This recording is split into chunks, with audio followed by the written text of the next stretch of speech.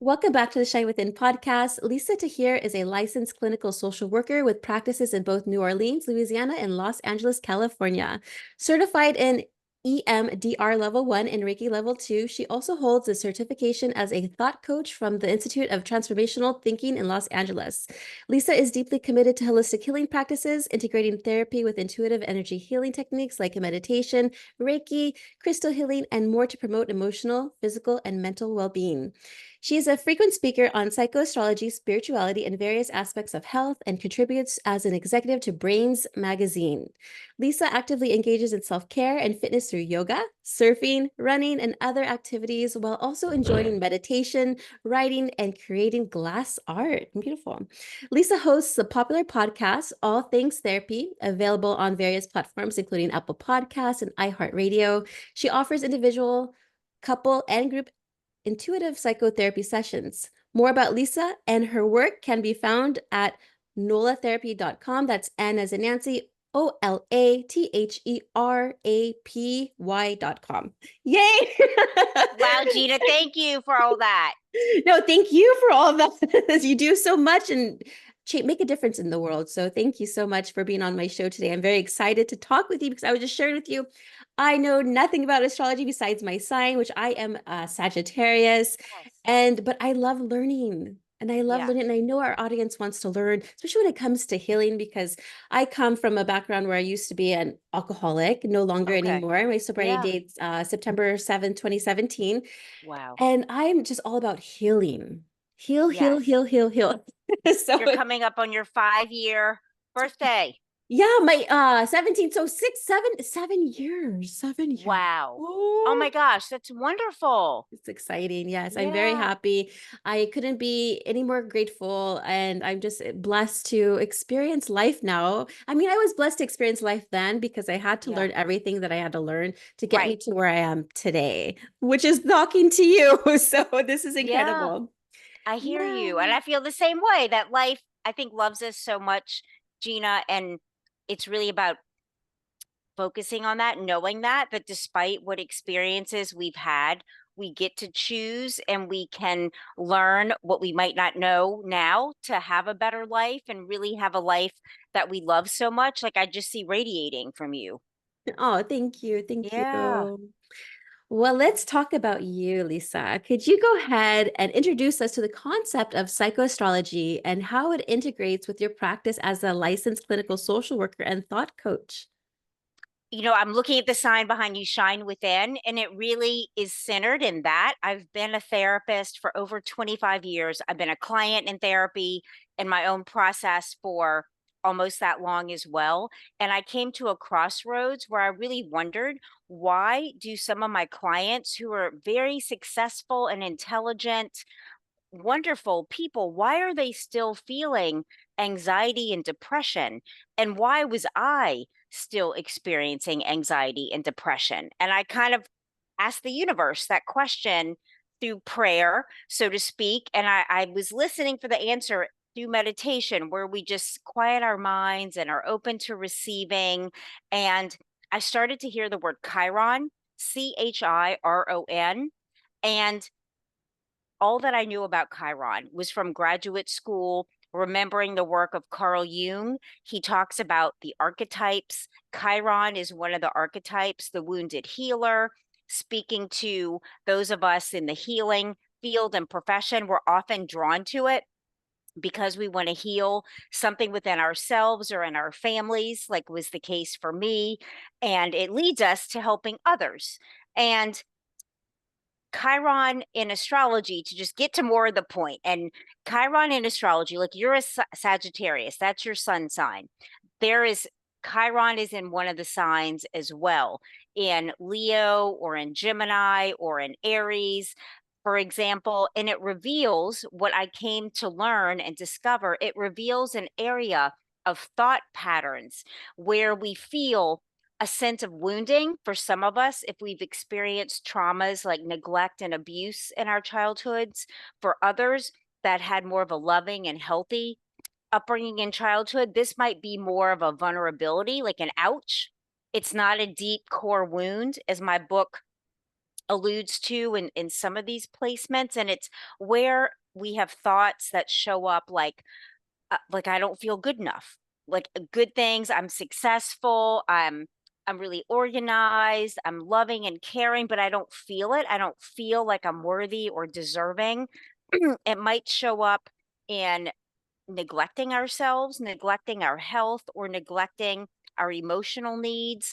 And so I started researching and writing my book having to do with helping us understand where we feel vulnerable or wounded is actually where we need to shine from. Excuse me. Yes, absolutely. In your What do you book, what do you think about that? How is that coming across to you? yeah, so your book, it's called The Chiron Effect, Healing Our Core Wounds Through Astrology, Empathy, and Self-Forgiveness. I love what you just said. Yes. Now, I hear when I think of Chiron, I think of half horse, half man. Yes, And that's that's the Sagittarius sign, right? it is the It, centaur. That's yes. is that what that is? Okay, because I was kind of like looking it up. I'm like, hey, that's my That's your sign. So sign. Chiron, Chiron, in Greek mythology is a centaur, and he is the founding father of of biology, of therapy, of the medical healing arts. And we see a reference to Chiron whenever we go to the doctor, and there's the staff of medicine, the two snakes on the staff, that's called the staff of Asclepius. And Chiron gave that to Asclepius. Chiron tutored Asclepius. So he was one of the centaurs in Greek mythology were typically wild animals, but Chiron had human intelligence. He had the awareness of his heart space as well as our impulses, our drive, sex and aggression. So he really represents as humans how we're a balance of all of those things. Our heart mitigates our lower impulses and our mind helps us to live in alignment with our values. And interestingly, in astronomy, Chiron is actually a comet and a minor planet in our solar system discovered in the 70s by a Charles Cowell. And he named this comet and minor planet, it has both designations in astronomy. He named this heavenly body Chiron after the Greek centaur. So we see Chiron in several ways in culture and tradition. That is so neat. And how was the whole writing process for you? Because I want to write a book eventually, and Yeah. I just feel a little bit overwhelmed when it comes to, I'm like, where do I start? How was your writing process with the Chiron effect? I felt exactly as you did, Gina. And I've had a desire for a number of years to write a book. And I have so many notebooks where I'd start kind of writing out ideas for a book, and they're just still in the same pile. Yet somehow with this topic, it felt like the topic grabbed me. Like, do you have that sense in life where it's like something it wants to come through you? Like you're the vessel, you're the person.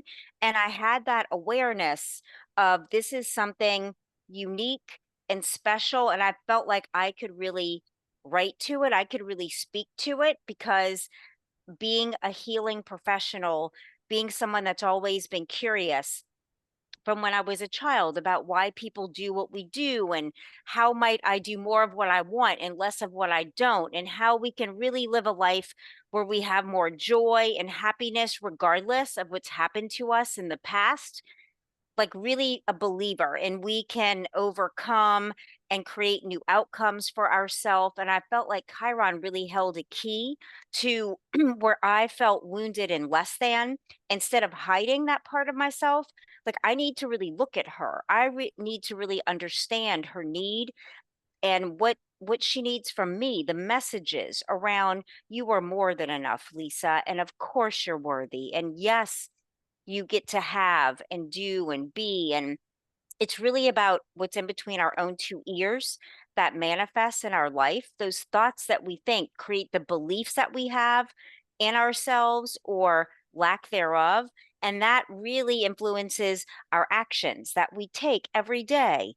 And so I wanted this book to come through me. And it took about 3 years to research and write regularly. And I knew like this is for me. And I actually to carve out the time and show up for it. I tell friends and family, I have clients when I didn't. It was my writing time because I felt like that was the only way I would give it value to say I'm with a client. No one's going to expect me to go to dinner or go hang out versus if I said, "Oh, I'm going to write." It's easy to be swayed from that in my mind versus giving it a legitimate reason. I have clients and people give me that time and space, and I would show up for those segments. I'd block in my calendar.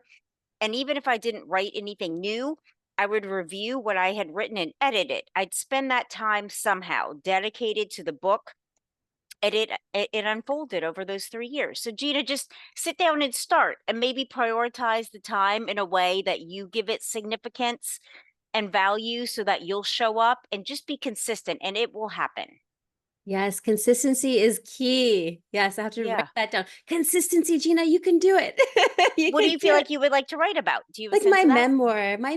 my Oh, wow. story, Yeah. and so a lot of therapy with that, Yeah, trying to write it down.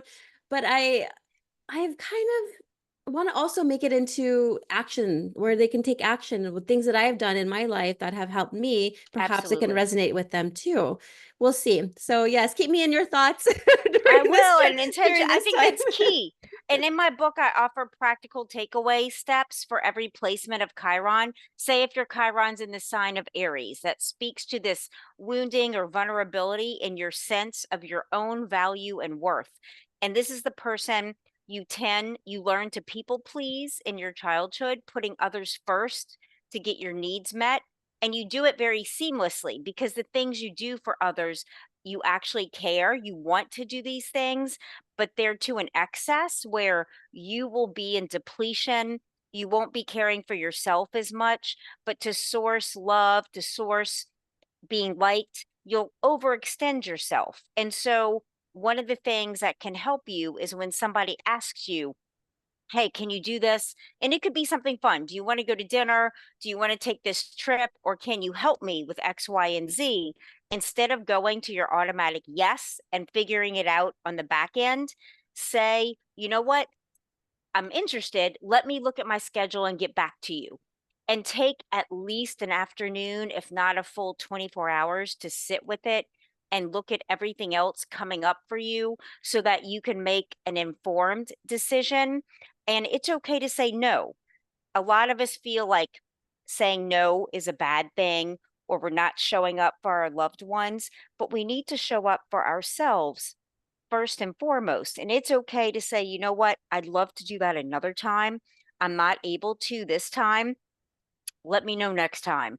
And to decline an invite so that you can do something that maybe you need to do. Maybe you need to start on your taxes or get to the gym or just have an afternoon free to yourself, for example. So I give takeaway steps to help you start to change patterns that have worked against you or have really depleted you in your life. That's beautiful. The power of no. Right. Or Yes. not right now. Or not Because right a now. no might, a no is usually just not for now. I Yes. found it might not be a forever no, but just for right now, that doesn't work the best. Let's come back to it at another time. Yeah, I love that. Thank you so much for that. You're Now, this kind of welcome. ties in what I was going to ask next when we're talking about the placements in Chiron. How does using astrology, specifically the placement of Chiron in one's birth chart, help identify and heal core wounds? And can you elaborate on how these insights apply, particularly in your therapy sessions? Sure. And I'm feeling like it's important to say first for those of you that might be in this headspace where I was thinking, okay, astrology. Wow. My understanding of astrology initially was that this is something told and dictated to me versus me having choice and free will. And I've learned astrology is absolutely not dictating to you things you don't want or telling you what your life is going to look like. Astrology is a beautiful symbolic language and it's a blueprint of where the stars and planets were in the sky, and ancient peoples used it to plant their crops and do things before they had technologies like we have today with the computer. It was a technology to discern and intuit what's going to be the best cycles and courses of action for me. And I had this download, Gina, a couple of years ago that we wrote our astrological chart. You wrote your chart. I wrote mine. This wasn't prescribed to us. We actually wanted to come into this physical life experience with this set of potentials for our lives. And the best news of all is that we have our free will, that we can choose to change anything that we don't like that we're experiencing. It might mean that you need to learn to set some boundaries with others or with yourself. You might need to tell yourself no to some unhealthy habits and start to say yes to healthier ones, for example. And we can create and change our lives in any way. And knowing where Chiron is really helps you do that, because one of the things that used to feel so disheartening to me would be when a client comes into session and they feel like something's wrong with them. Like, Lisa, I just don't know what's wrong with me. And there's nothing wrong with you. You make sense in the context of your life experiences. You make so much sense. And you've just created behaviors to compensate for things that have happened that you haven't understood, for example. And when we sit down together, it's about helping you understand yourself through the lens of the life that you've lived, often sourced from painful places in childhood, especially when there is neglect or sexual abuse or trauma that didn't make sense. And you took away from that, that you're bad, that you're unworthy, that you don't deserve. And then you might be engaging in those types of relationships today as an adult. And it's about really untangling that so you can start to show up for yourself in ways that really respect, love, and honor you. And then life starts to bring you more of those experiences. So that's how we use your placement of Chiron to help you understand your patterns that you've lived and how you can create new patterns for yourself. Well, you just pretty much explained my whole childhood until Wow, adulthood, yeah. the Ha- sexual trauma, and then yeah, me saying that I'm unworthy and going into right. relationships that mirrored who I was. Because that's the template you had. That's what you thought love was, because that was your primary experience of love, not knowing that love is kind and that love is gentle and that love really has space for you, and to pause, I sense, to really do some healing work for you to know that you actually deserve those things, the kindness and the patience and the understanding. Wow, yeah, absolutely. And now I'm in a better, my marriage now is way better than my first marriage. That was That's just awesome. horrific. But now because we both, we're godly Yes. humans and we Yeah, connect to source and absolutely. we just love each other so much. It's a That's complete like beautiful. night and day difference, but I like I said before, I had to experience that part of my life in order for me to get where I am now, and now I am just grateful for everything that I have that comes my way, even the challenges. I'm like, okay, let's bring it on, let's see how we can go ahead and handle this. Well, and I sense it's because you know that when we feel a challenge, it's an invitation, it's an opportunity. Like, I get to figure this out, is something that I'll tell myself. And then I'll start to ask to align with the solution versus the problem. I think we're taught to focus on problems, and that doesn't solve them. Instead, it's a really simple kind of mind shift. Like, what if, what if I want to be open to the solution and the answers. Where is that? Show me. And you start to really entertain the possibilities. Like, what if this works out for me? What could that look like? What does it feel like for this to work out for me? And you just kind of bring your mind down the path towards better feeling thoughts that lead you to those possibilities that actually solve and bring resolution to what you seek. Have you found that to be true? Oh yeah, 100%. That mindset shift alone, it takes Yeah, practice. It does take practice. It's not going to just happen overnight. Your mind's like, oh, okay. But just as long as you're practicing and saying, okay, how do I want to respond to this? Before, like me, I would respond with anxiety, stress, and blaming others. But now I right. respond like, okay, this is going to be a learning opportunity for me. Challenge accepted. Let's see where it goes. Yeah, and I think because it's a place of fear that you were just speaking about. And when we grow up in a childhood where there's not adequate love or care or attending to, we are in fear. And our central nervous system, I talk about this in my book, is actually in hypervigilance.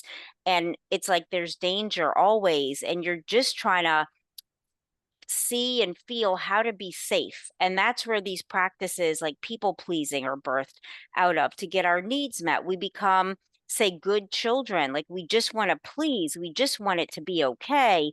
Or we might act out and act up to possibly get a detention at school, to not have to come home to where there's trauma. And children are just so resourceful, and the subconscious mind does these things for them to just try to have safety. And when you then become an adult and haven't taken the time or known to address some of these unhealthy patterns that we were taught, it can create relationships that mimic some of the same violence and trauma, even that we came from and we're just so happy to be out of. So it's worth taking some time to look at your patterns. And in my book, I invite you into a process, a feedback loop with yourself to remember some times in your life, both where you felt loved as a child and times when you didn't feel loved, and what meaning did you make about yourself in those moments, because those are the patterns that we're going to start to change and create more healthy and loving beliefs about ourselves. In my book, it's really meant to be read in, say, like a 20-minute increment. I invite you to have a journal and light a candle so that you can be self-reflective and go through the feelings that will come up as a result. That's beautiful. Now, Thank you. could you discuss the differences in healing approaches when Chiron is located in different signs and houses of the astrology chart? Well, the starting point is always with empathy. My book, the title is Healing Our Core Wounds Through Astrology, Empathy, and Self Forgiveness. So the approach is a real empathetic and compassionate one towards ourselves. There's a myth that we heal through harshness, through being like really hard on ourselves. And that's actually not true. That just perpetuates fear versus a true shift in our consciousness and our awareness and our heart space where there's empathy, there's compassion, there's an understanding that we're doing these things or thinking these things because that's all that we knew. And it's about learning new possibilities for ourselves. Like maybe I need to not text that person who's toxic for me, that though on occasion I feel loved and lit up, but like I'm realizing this person is really like my mother or father. When they were good, they love me, but when they're in their addiction, they're awful. And so you might have to really learn to like boundary yourself. Like I'm just not going to go there. And you might feel panic and terror, in fact, and like really alone. And so it's learning, how do I bring in more compassion and empathy in my loneliness? Like, and it could look like I learned to go on a walk. Like, and definitely I would recommend therapy if an issue like that's really that deep, a deep wounding like that you learn how to self-soothe without using a person that is going to be hit or miss. You learn to really soothe yourself through journaling, through even taking a hot bath or shower, through exercise, through meditation, through, doing some different things in your personal life so that you're not engaging with, for example, I just feel led to say a toxic person that really, again, it's like these peak points of greatness, but like these lows that are just awful and they take you out. And I feel like people listening understand exactly what I'm talking about. And it's really learning to exit from those kind of relationships, and what does it mean for me to be in healthy relationship to myself and others? What do you think about that, Gina? I'll just kind of. Oh yeah. So for me, talking about, how ways I can actually have a relationship with myself and soothe myself and give myself that compassion and grace. I used to always, and I just need to do this again, is go hiking and be out in nature. That was Yeah. my soothing, that was my calm, that was my peace. And I noticed that I got a lot of answers. Whatever I was like, I'm confused. Why is this happening to me? And then I would just get more clarity. Hmm. I would focus even just on an animal. It could be a bird, it could be an insect, somewhere there, because I would just like pause and just sit down and just reflect. And then I don't know, just downloads or Yes, information comes to me, and then I have more clarity. So it's very important to have that relationship with yourself. I think one of the most important relationship, or the most important relationship you can have, is with yourself and your it soul. is. It is. And I love what you're sharing about getting outside. I did that yesterday and I went to this beautiful meditation center in Los Angeles called Lake Shrine. And I Uh-huh. sat and I watched, they had dragonflies and hummingbirds. And I just noticed how they just seem so joyful, just like sitting there on the branch and flying around. And I just kind of lost myself in watching them. And I don't even know how much time passed, but it helped just kind of soothe my central nervous system. Like there's like a natural order in nature and in life. And when we can sync kind of our own rhythm with that versus being in an overactive mind that usually tells us to keep doing rather than allow time for being, allow time to step out of being tied to a phone, to a computer. I advise daily detoxing from electronics, from technology, even if it's to go for a walk for 20 minutes, to just be with your own thoughts without the dinging and ringing of something outside of us. And that in itself will help you create a space of peace for yourself where the answers you're seeking will start to arise and come to you. And if anything, you'll just start to feel more peace within. And that's the place where we actually make healthy decisions from a peaceful heart, from a quieted mind. You're absolutely right. I'm just thinking back to my old marriage and how when we would get into little tiffs, that I would be reactive and Yeah. then point the finger, and not really think about what I was doing. I would just blame, blame, blame. But now I'm just like, okay, this is time for, if my husband and I were to get into a tiff, this is a time for me to take a walk. Yeah. And it's so much healthier than how it used to be versus now. It's like a complete transformation. And I appreciate and I value those moments by myself, to be honest with you. I Yeah. love being by myself. I also love community, don't get me wrong. I love community. But I love being by myself because I'm not by myself. I'm not by myself. Exactly. Exactly. What I do you think that's what it is.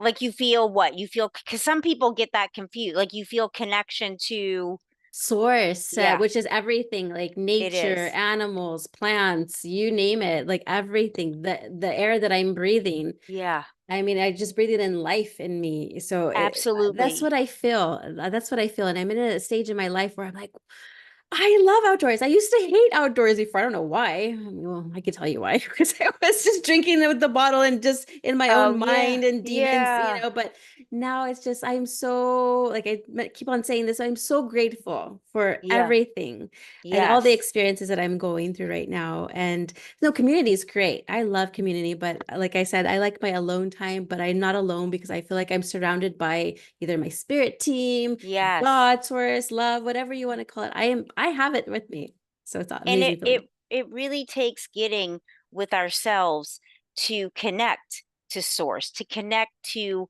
the angels and guides and all the information that is streaming and beaming upon us every day. We actually need, and it can feel so good to carve out that time for yourself. For anyone watching or listening that has a hard time with that, I think it's we have a hard time when we don't really believe something is going to work or be effective. So we have a hard time prioritizing it. And so I'm a believer in 30-day experiments. If you can just suspend your doubt for 30 days and show up for a quieted time, be it in the morning, midday, or at night, where you can really set a timer for 10 or 15 minutes, the ringer off, and just open to what do I need to know? And if you can do that for 30 days, I know you're going to experience a shift and it's going to profoundly make you want to do that every day. That's what happened for me when I started meditating years ago. I just did a 30-day experiment to listen to YouTube guided meditations every morning for a month. And it was so remarkable how much better I felt that I've kept it as a practice now to have that time with myself and the universe first thing, even if it's just a few minutes. I love that. 30-day challenge. I love Yeah. It's a that. 30-day experiment because Experiment. Yeah, it's an experiment because I think challenge brings up resistance just that's true. naturally. Yeah, It's a challenge. 30-day experiment with Experiment. yourself. Even if you want to Yes. do 2 weeks, if 30 days feels overwhelming, do a 2 week experiment. You want it to be something that you feel like I can do, I can show up for, and then evaluate at the end of that time frame. If you didn't feel anything different, let it go. Move on. But if you did, incorporate it into your life. And you can do this in many ways. Yeah. Well, let's talk about Chiron's universal impact. You suggest that Chiron's wounds are not only personal, but can extend to communities or even cities. Could you go ahead and expand on how a collective, I should say, might identify and heal a communal Chiron wound?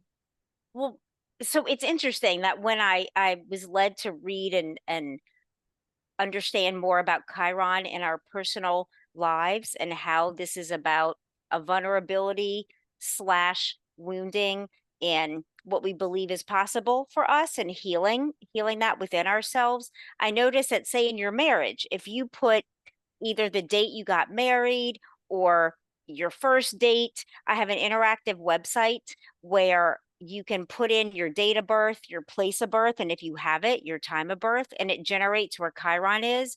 And you can read about what might be the Chiron of your marriage, what might be the Chiron in your business, the date that you started your LLC, for example. And it will help reveal that this is an area that you might notice you might tend to have arguments or disagreements around this one area. And to know that about your marriage, about your business, can help you just be more mindful. And instead of feeling like this is something bad, it's an opportunity to go to be compassionate here with each other in your marriage or in your business. Maybe you need to learn some more about this area or topic so it's not a vulnerability in your business. And it's the same with cities, like the date a city was incorporated. Cities have a Chiron placement. Apparently, cities have a whole astrological chart, which I Oh, thought was so very wow. cool. And though I'm not an astrologer, I have a reference section in my book with astrologers I've worked with and recommend. I'm a psychotherapist. So my use of Chiron is to help you identify an area to heal emotionally by taking personal responsibility and using spirituality and psychology to heal that part of yourself. So I'm not an expert on all the astrology of Chiron, but you can reach out to somebody in my book about that. It's just interesting though. I encourage you to put the date of your LLC, the date of your marriage, and see what comes up. And in relationships, it can help to know your partner's Chiron placement because instead of arguing about that or being angry about that, you can help each other heal that pattern and wound and really come together and support each other. And it just feels so much better to do that. Yeah, with the sustainability of healing, is healing from core wounds a continuous process, or can one achieve a state of permanent healing? I think that's much like life. There's cycles and patterns in life. Yeah. And like there's a season that exists for say 3 or 4 months, for example, and then there's a change that happens.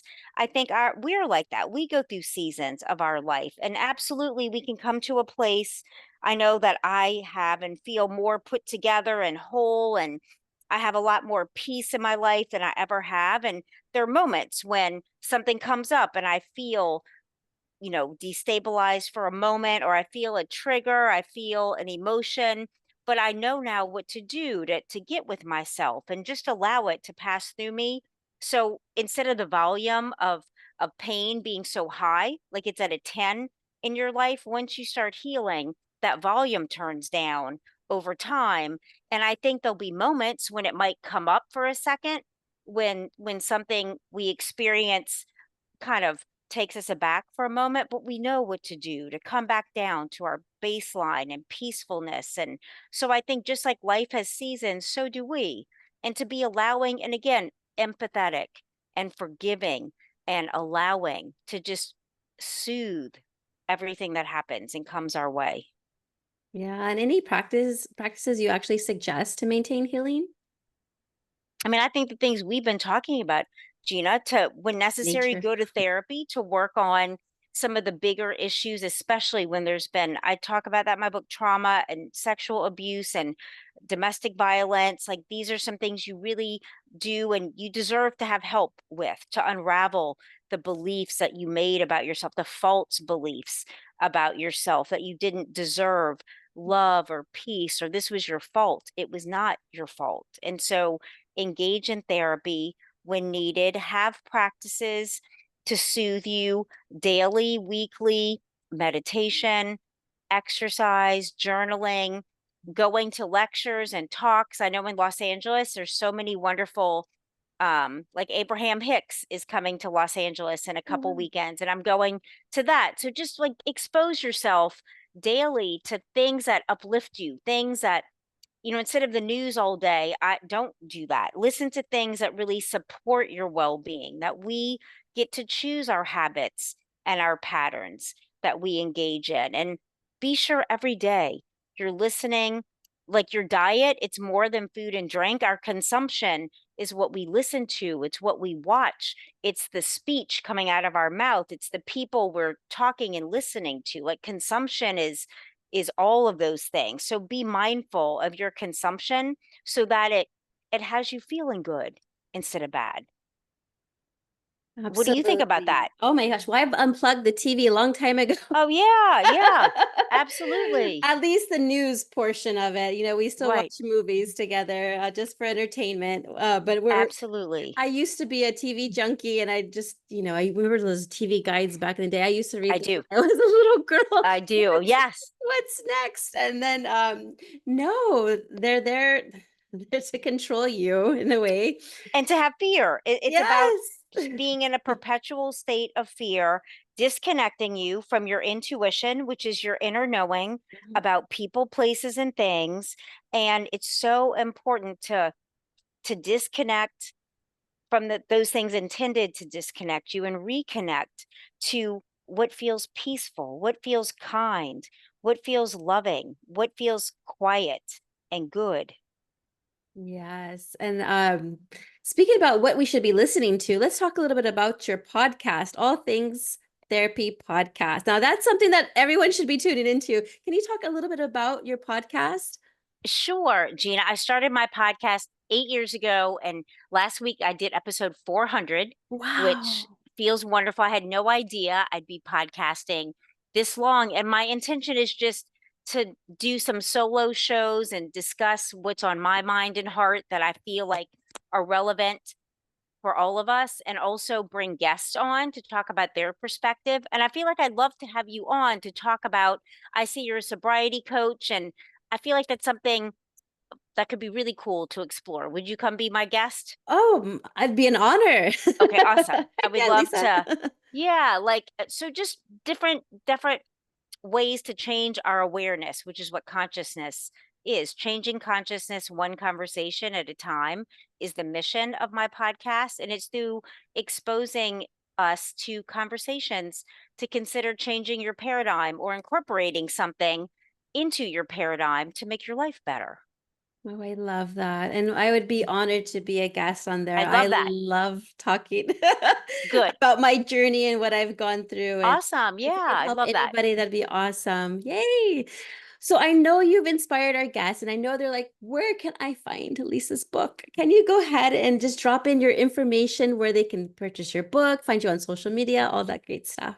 Thank you, Gina. My book is available just everywhere books are sold, on Amazon.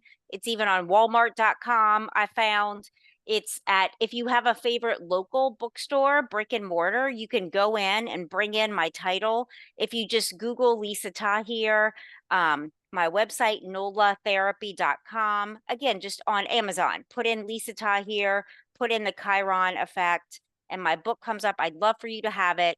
And to help you understand yourself better. So just everywhere books are sold, Barnes and Noble, barnesandnoble.com.